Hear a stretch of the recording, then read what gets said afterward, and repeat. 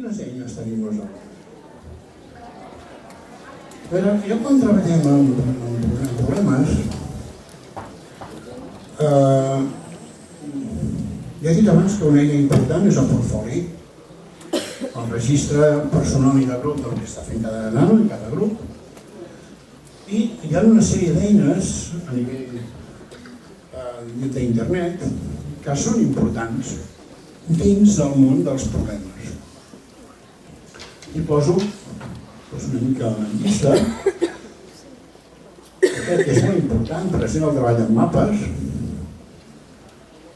Mapes de dos menes, els mapes conceptuals i els mapes mentals. Aquí a la web tenim exemples. La presentació aquesta està feta en un mapa mental. El mapa mental, a cada node, cada element té informació. Des de casa, quan us hi poseu el clic i veureu informació sobre això, per exemple. Els mapes conceptuals també, els nanos poden fer servir tant uns com altres. Jo he tingut nanos, el que em deies abans de nanos difícils, que amb moltes dificultats de coneixement, alguns nanos dislèxics, que en el nivell de treballar amb mapes conceptuals són una meravella. Nanos amb greus problemes de lectura que treballant amb mapes et fan uns mapes que et cau la bava, que diria. Sobretot mapes conceptuals. Amb un nivell de precisió i d'associació i d'anàlisi enorme. Doncs és una eina que realment l'has de tindre en compte per aquests nanos. És a dir, amb la diversitat d'eines que tenim avui, el que és important és que cada nano trobi la seva eina o les seves eines d'expressió, que no són les mateixes que nosaltres, ni les que tu penses. És a dir, jo crec que hi ha nanos que els agrada escriure amb bolígraf i hi ha nanos que els agrada escriure amb ploma, si els hi deixes, no? Doncs molt bé, no? Que escriguin, que és el que jo vull, que treballin, que aprenguin, que investiguin.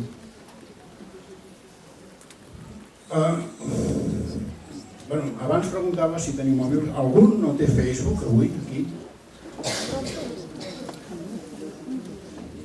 Bueno, estaríem al 20%. És a dir, el Facebook, per exemple, és una eina interessant. No dic ni bona ni dolenta, si més no és una eina interessant dintre del grup de problemes. Per buscar, per crear grups, per connectar-se, per comunicar-se. Evidentment, els nanos faran servir les eines que vulguin per comunicar-se. I si troben eines prohibides, se'ls faran servir. I eines que tu no coneixes també. El Snapchat o el que vulguis els faran servir. És normal. Algú, quan era innocent, dels que sou aquí, érem adolescents innocents, tots. Alguns sí, però la majoria érem innocents, no? No recordeu els vostres 14 i 15 anys? Sí, no? Doncs què fan els nanos? El que feies tu amb unes altres eines. Ara, has de vigilar que no siguin perillosos. Això no vol dir que no hi ha problema, però bueno, doncs el Facebook és una d'aquestes eines. Una eina molt important és el Twitter. Ja us he dit abans que el Twitter té més riquesa del que molta gent es pensa. A nivell de problemes, el Twitter és molt important. A la meva web trobareu exemples sobre el treball amb el Twitter. Permet moltes coses de cerca, de crear grups, de comunicar-se, de fer reunions, conferències, xarles. És el que hi ha, el Twitter és una de les eines. Blogs i wikis. Els blogs d'aula tenen una gran utilitat a nivell de problemes, i els blogs individuals també. La wiki jo crec que també, el que passa que la wiki en aquest país la gent no li acaba de convèncer, contra gustos de respecte, i m'encanta molt, que és una de les eines realment importants de treball de grup. Una eina personal important és l'Evernote. Si no el coneixeu, us recomano que el feu servir. L'Evernote és una de les eines realment molt potents d'organització de treball, de grup, d'escola. Té moltes possibilitats a l'Evernote. El Google i els cercadors no cal que s'ho digui.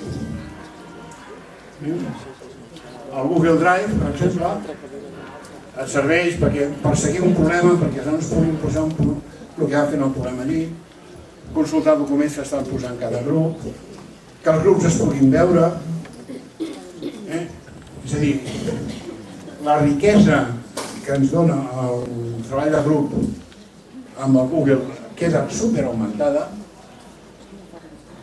El que passa que aquí, cuidado, t'has de vigilar molt el teu temps de dedicació, és un dels punts importants. No utilitzis, si vols servir mai el correu electrònic. És un error greu utilitzar el correu electrònic en problemes, lo pagaràs per hores. És importantíssim això, perquè pots tindre un ofec enorme a la teva bústia de correus. Sempre és recomanable utilitzar eines com el Google o els blogs o el que sigui, mai el correu electrònic, perquè si són 5 grups de nanos, 5 de 5, que dic jo, 6 grups de 5, tindre 150 o 200 correus d'alumnes al dia és impossible, no pots, no té sentit perquè tens diversos grups. El correu electrònic és una eina superperillosa dintre de la pedagògia. Dona maldecaps terribles. És una eina perillosament nefasta, utilitzant un accés de correu electrònic amb PDB. La pregunta és com implementem el PDB a l'escola? Com posem PDB a l'escola? Com utilitzem nosaltres? Jo vull treballar per problemes. Què faig? Una cosa és individualment, com a profe, hi ha matèries que són superfàcils de fer servir el PDB, per exemple, treballar en biologia és super senzill, és molt interessant, o treballar en llengua, o treballar en història, però jo vull treballar molt per problemes i què faig?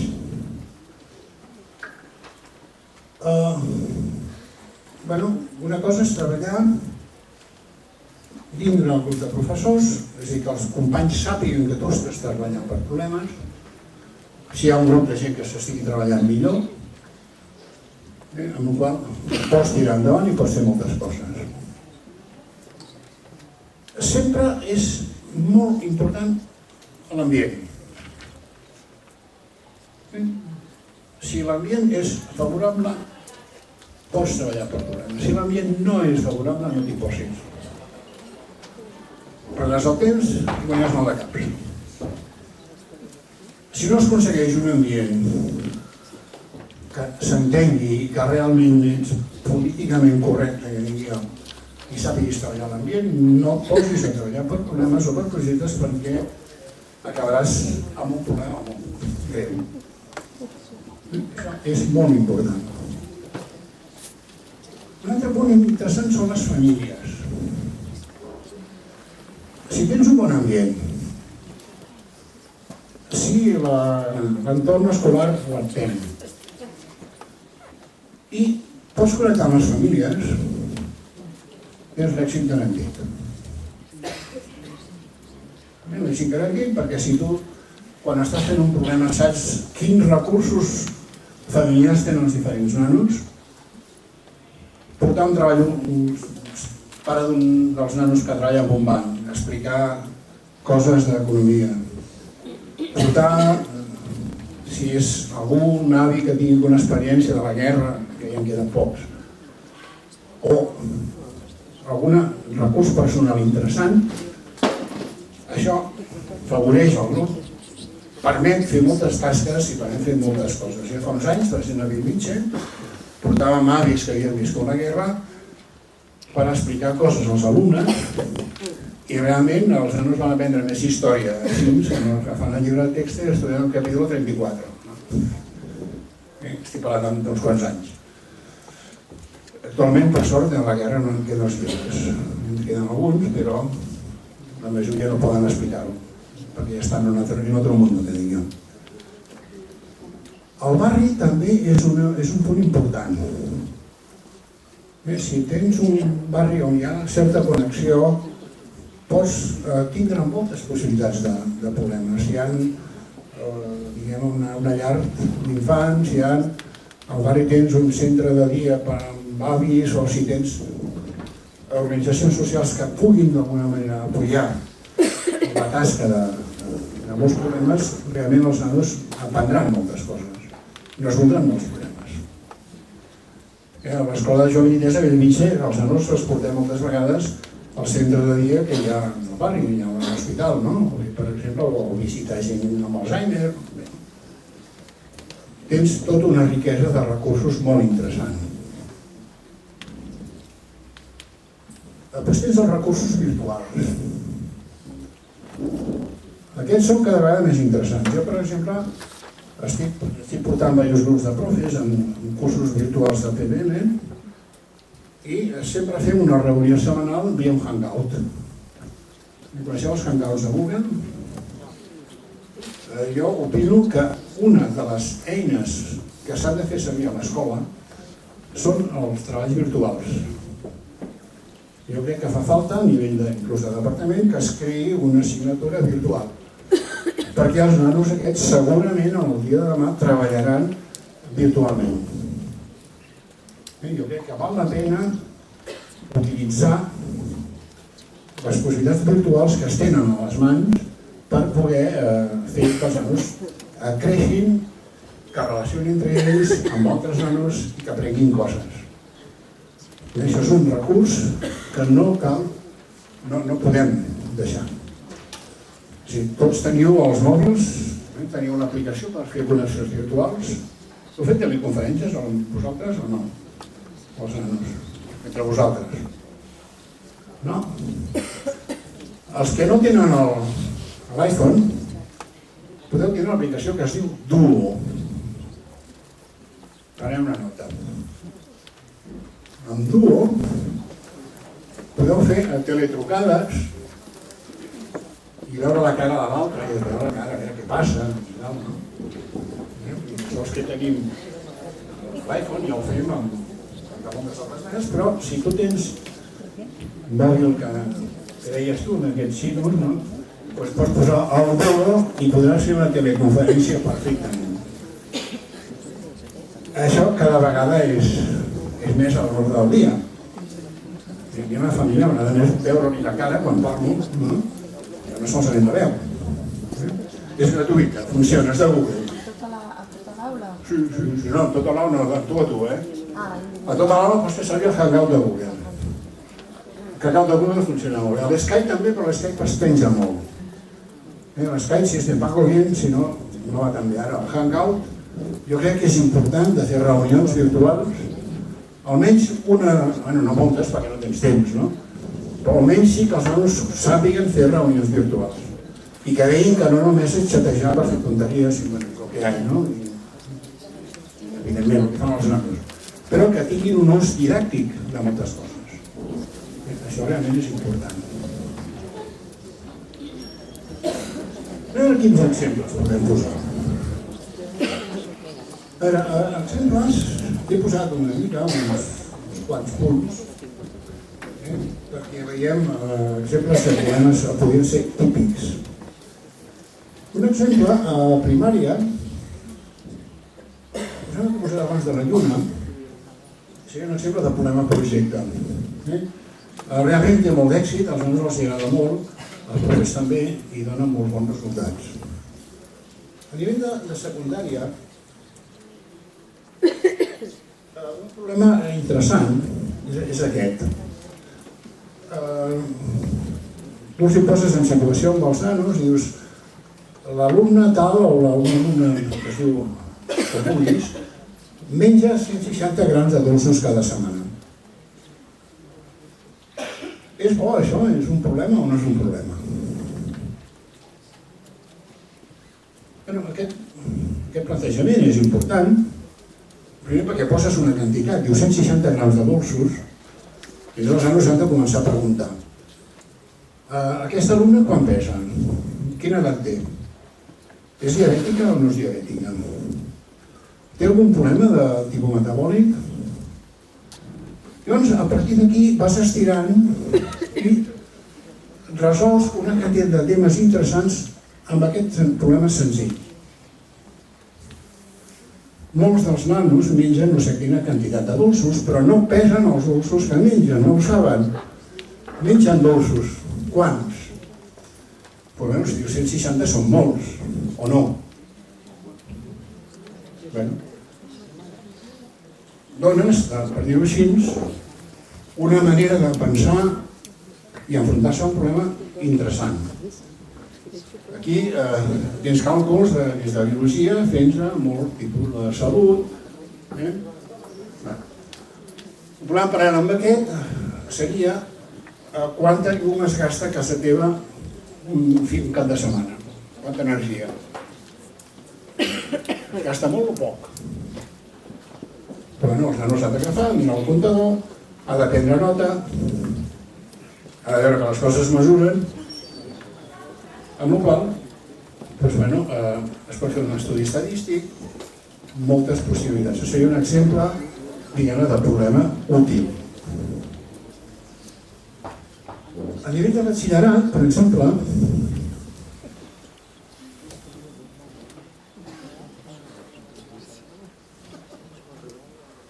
un problema senzill és, volem construir un terrari, ne poso una peixera aquí, un terrari de cactus. Un terrari de cactus, es pot fer una peixera, però és més complicat. Però el cas d'un terrari de cactus és interessant perquè han d'estudiar el tipus de sòl, han d'estudiar la llum que posen, els leds, que es posa, com es mesuren els leds, quina quantitat d'aigua requereixen els cactus, quants en poden tenir, quin tipus de terra han de tenir. Això es pot dir a l'aula. Un terrari de cactus és molt senzill de mantindre, no és el de plantes, no és tindre un terrari d'animalets. Pot semblar avorrit o no, depèn, però la construcció sí és interessant. Han de posar un temporitzador que obri tantes hores de llum al dia, han de veure quanta aigua posen, han de veure quins tipus de cactus hi ha. És un exemple d'un problema, no? Sobretot han de mesurar. Això és important, el problema no és solament, això és un problema projecte. Un problema projecte que té el seu punt d'interès. Als cicles formatius i FP hi ha la tira, per exemple. FP es pot replantejar la formació professional i els cicles només treballant en projectes o només en problemes. I assoleixes de llarg i molt més el currículum. Un exemple de problema de la universitat seria aquest. El problema seria una persona es presenta al metge, un senyor que té 50 i pico d'anys, aparentment està bé de salut, però el senyor es queixa que tus i quan tus treu sang. Això és un problema de medicina. Els estudiants han d'averiguar per què pot treure sang quan tus, quines malalties poden provocar això. A partir d'aquí poden fer preguntes, poden demanar analítiques de la persona i es va resolvent aquest problema. Això és un problema típic de facultat de medicina. A nivell d'història, pots tindre un problema. A nivell d'història tens moltes possibilitats. Una cosa senzilla és un castell que tens un lloc determinat, que té tantes persones, quin espai necessita per viure, per la mitjana. Per exemple, en el seu castell determinat, de Ciutadilla o de qualsevol lloc, hi havia tantes persones, quin espai de conreu necessites. Aquí és on pots veure que es lliga el que són problemes amb història, amb matemàtiques, amb diferents elements que poden ser integradors de coneixement. És a dir, la riquesa que pots tindre el plantejament és molt interessant.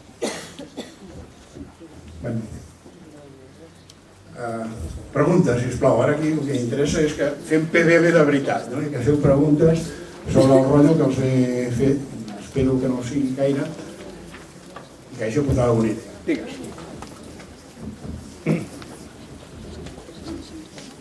Que per mi la dificultat més gran que tinc, jo miro un currículum i dic, mira, sé que haig d'ensenyar, no sé, em toca la llum, però com se m'acudeixen les preguntes interessants que desperten la curiositat dels alumnes? Bueno, aquí tu ets l'artista. Només passar una mica. A veure, la pregunta és molt interessant. És a dir, primer, no treballes mai sola. Segona, tens a nivell d'internet comunitats de profes que treballen amb el mateix problema que tu. Mai un problema el té una sola persona. Per la qual cosa, aquí ja tens un punt important. És a dir, el fet de treballar en xarxa o d'estar en xarxa de profes és una ajuda interessant. Segon, és tindre la idea de posar l'antena connectada, que dic jo, amb el món i amb els alumnes. És a dir, a l'àrea d'història, per exemple, història la gent, quan la lliga amb matemàtiques en un problema com el que t'he posat jo, és molt interessant.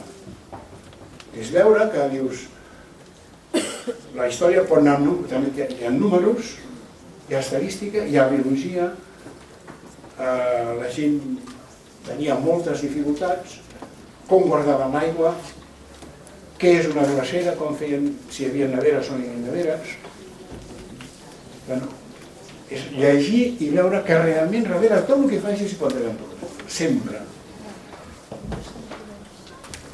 Quan vostè ha dit això de la lluna, que jo mai se m'hagués ocorregut plantejar aquesta pregunta, em dic, és veritat, que interessant, no?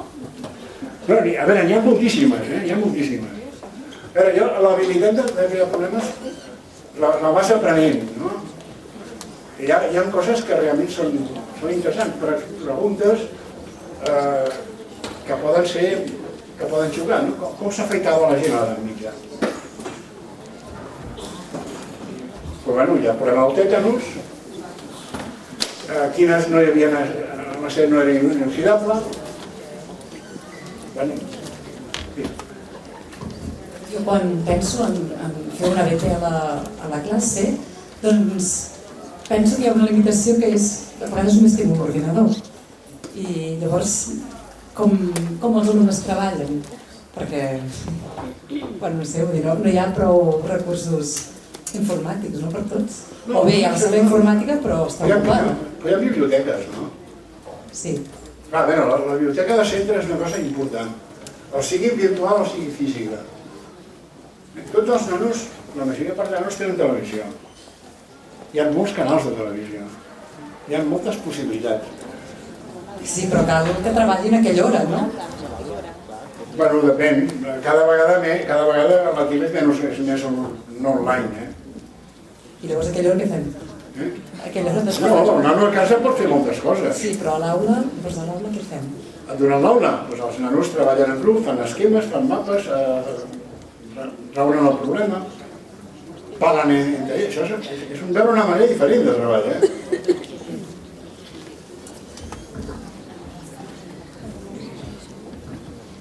Més idees, més preguntes? Digues. Pots posar un exemple de problema per una matèria de literatura? Problema de literatura. A la literatura pots trobar molts problemes. La literatura catalana, per exemple, pots trobar-te en un personatge que conec, el rector de Vallfogona, parlant amb Lope de Vega. Quin discurs tenen aquests dos senyors? Per exemple, no? A la literatura pots posar un problema, tu t'agafes una carta imaginària, això l'he fet aquest, una carta imaginària d'un soldat que està a la guerra de l'Ebre.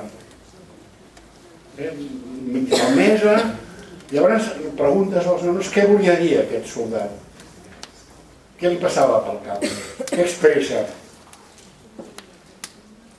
A la guerra de l'Ebre hi havia la lleva del biberó, hi havia gent jove que la van massacrar.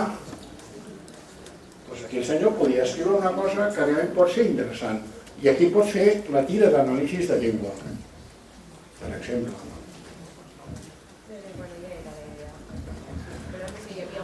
No, en trobaràs... Quina idea que tenies, però que no sé... A veure, pots trobar molts problemes, moltíssimes coses. Sempre intentant-ho lligar amb els sentiments del nano.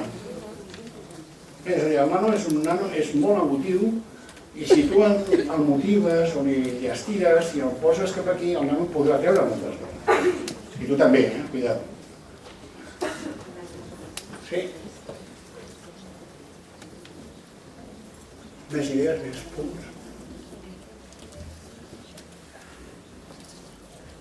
Em sorprèn, per exemple, el que has dit de que si en un centre no hi ha un bon ambient no es pot fer. Llavors, què No, fas? espera. Si no tens ganes de fer-ho, què fas? Jo et recomanaria que esperessis. Almenys no vulguis ser un merlí. Això va ser un merlí allà tu. A veure. Però això és el pa de cada dia. A veure, hi ha centres en què realment no pots fer-ho. Podràs fer el que puguis. És a dir, que jo he treballat en moltes escoles i com a ensenyament privat llavors conec molt l'avantatge. Hi ha llocs en què realment és positiu treballar en moltes coses i hi ha llocs que no. Doncs no. No vull ser jo un problema. És a dir, no vulguis ser tu el problema. Si no te'n recordaràs. És un consell, vull dir. Sempre s'ha d'anar una mica amb peus de pont, veient les possibilitats que tens. Sí, tenim més preguntes?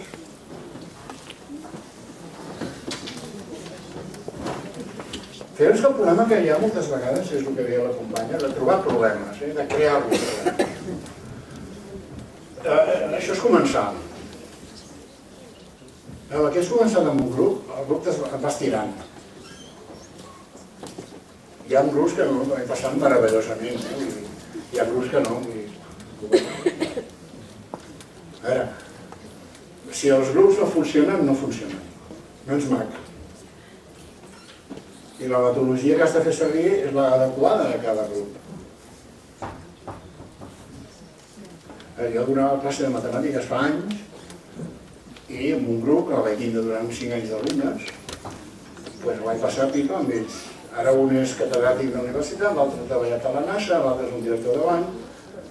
Hi ha un grup de nanos realment impressionant que em demanaven matemàtiques cada dia. Doncs molt bé, l'han fet amb meravelles. Ara, el mateix aplicat en un altre grup no funciona, doncs no funciona. Sempre has de pensar que ets un artista, com el profe, i que has de veure el món, la realitat dels camps. A partir d'aquí podràs fer moltíssimes coses.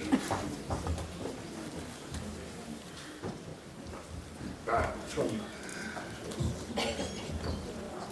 També buscant segurament es trobaran exemples. Sí, per internet trobaràs la tira d'exemples. L'únic problema que tindràs és l'anglès, això t'ho garanteixo. Però bueno, llavors una mica fes traductors. No faràs literatura amb un traductor, però sí entendràs un text. Hi ha pàgines amb projectes i amb problemes trobaràs la tira d'exemples, molts. I els pots recollir, els pots publicar, pots tenir al teu blog, pots fer moltes coses.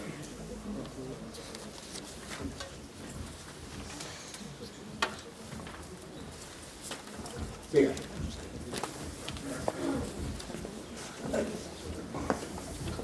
No sé, seria possible fer regles entre alumnes i que un grup plantegés un problema amb un altre grup i un altre i que l'haguessin de resoldre entre ells i llavors ells mateixos es plantegessin els problemes? Sí, però hi ha un problema interessant que m'he trobat. És a dir, és el problema de l'oferta i la demanda que tinc jo. Si les preguntes que té l'espai de l'alumne a vegades és limitat. I aquests reptes a vegades es tanquen en un cercle concret. Si tu has d'oferir material de preguntes. És a dir, per exemple, si tu poses un grup que fos tots del Barça, si jo veig per la gent del Barça, no se sortirien d'aquí. L'interessant del grup és que sigui riquesa, que hi hagi a Barça l'Espanyol de Madrid. Si hi ha diversitat, hi haurà vidilla, si no, poden ser tancats. És molt bo l'experiment de treball entre ells. Ara, sempre hem de pensar que té unes limitacions, això. Que arriba o no arriba. Hi ha grups que són molt rics, llavors poden tindre meravelles. N'hi ha que no ho són tant. No hi ha una regla d'or de dir, això és així, no, és el que és.